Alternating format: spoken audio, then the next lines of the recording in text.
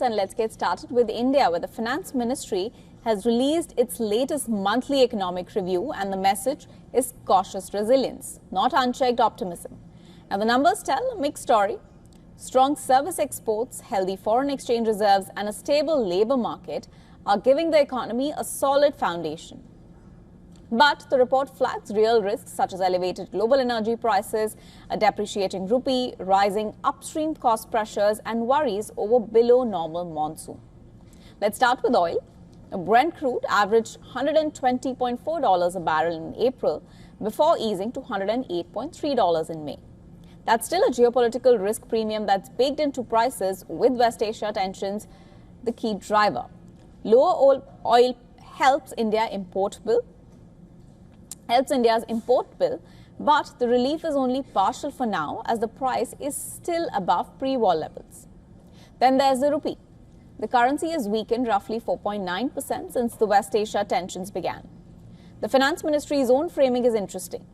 The report argues that the currency fall is not a sign of economic weakness, but reflects how global capital is concentrating into a narrower set of sectors and countries. In real effective terms, the currency had actually become overvalued by late 2024, making Indian exports less competitive. So, the government suggests that this correction has a silver lining for trade competitiveness. On inflation, the picture is more reassuring. Price pressures are largely being offset by base effects, meaning that year-on-year comparisons are flattening even as month-on-month costs creep up, particularly in energy and transport.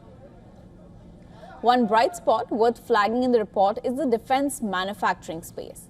India's drone industry alone generated close to 3,000 crore rupees or $316 million in FY26, and total arms exports jumped 62% on a year-on-year basis to over 38,000 crore rupees.